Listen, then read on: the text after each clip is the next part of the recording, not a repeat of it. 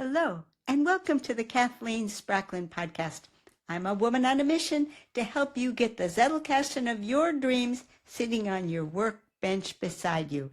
Well, today I am going to share with you a new symbol that I have begun using in my Zettelkasten, and I'll also explain why I added this new symbol. It's actually been a long time in coming.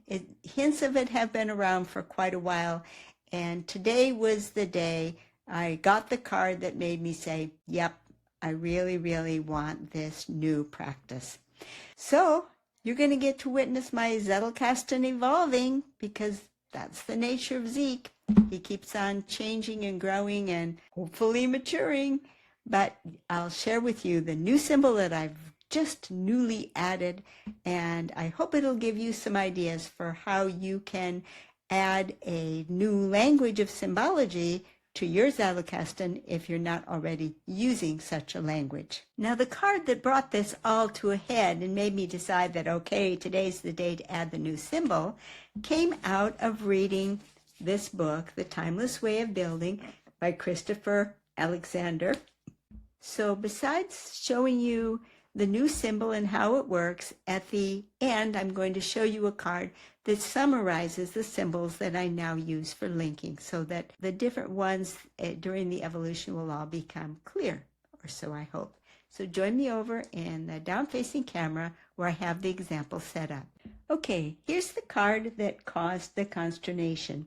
This is just collecting slice of life moments, what we talked about in fusion writing this week. So, but then how do you place this card? Because it's talking about a moment of joy. It's talking about making an insight through use of research and reading that's going to ultimately go into my Zettelkasten. It ties into fiction. Where is this card actually going to go in my Zettelkasten? And as I worked through it, 3 different cards came to mind. The card that won out was this one. The child card always gets to choose its parent, and this child card chose an interesting quote from a video on the life of the mind that goes back to 2019, which was a eulogy to Father Shaw.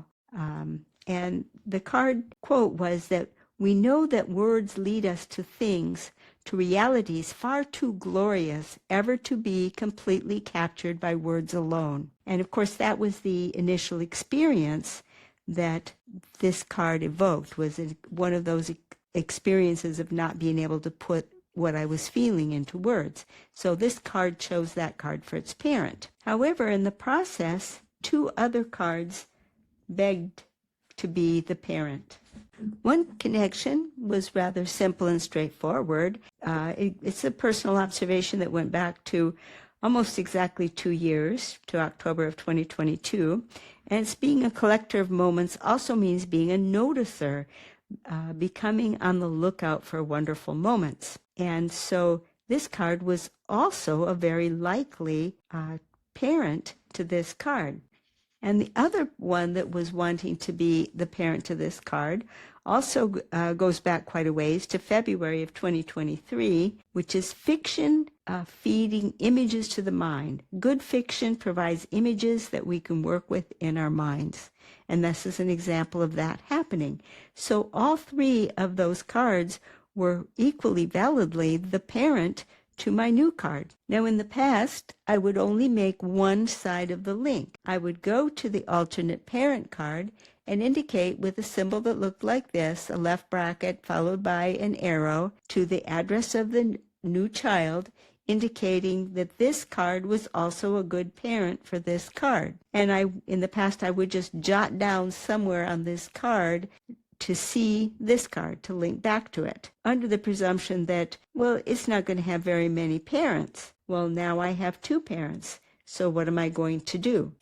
Well, I decided that I really need a different symbol. So here's the other alternate parent for this card, become a collector of moments, and here's my new symbol.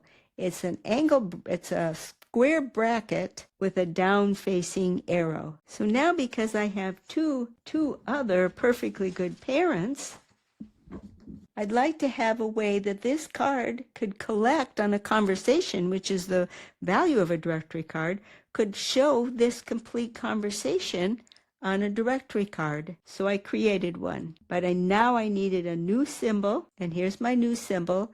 It's just a square bracket with an up-facing arrow. Here's two slightly different versions of it. A square bracket on the bottom and an up-facing arrow. And that tells me that this card is pointing up to these two alternate parents. Well, that got me thinking, if pointing up says this, we're going up to this as a parent, shouldn't the parent side of this be pointing down to the child? And I realized, yes, the proper symbol, now that I have the up arrow, the child link should show the down arrow with the square bracket on top, instead of what I've been using all this time, which is just an angle bracket and a side arrow saying, see this card.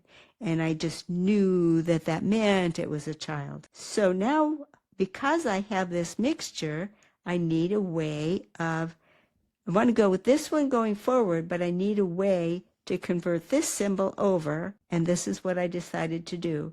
I decided to add a down arrow next to it to indicate that this isn't just any old C, it's a see this as an alternate child. So here now are all the symbols for links that I'm going to be currently using. I've got the up arrow, which is going to tell me that the card that this is this directory card is pointing to an alternate parent at this address. If it's a down arrow, then it's telling me that the card that this is directory card is pointing down to an alternate child card.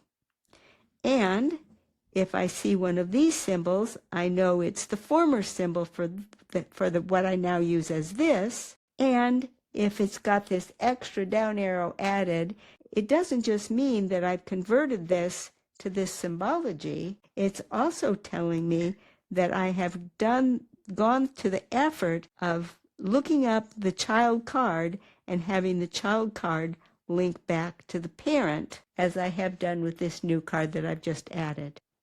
So I hope you will enjoy having this new symbol to play with, so that you can now keep the full conversation both related to the child as a directory behind the child card showing its alternate parents, and for the parent as a directory card behind the parent showing not only its natural children, but also the children to whom it is an alternate parent.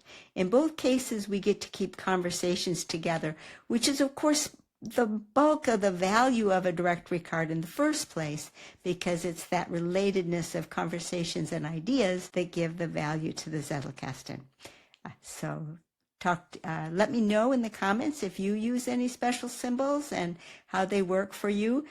I'm becoming more aware of this symbolic language, this pattern language, because Christopher Alexander makes a lot of use of pattern language. And if I'm to believe him, he has another whole book just on pattern language, which I may have to check out after I'm finished with this one. Talk to you later. Bye-bye.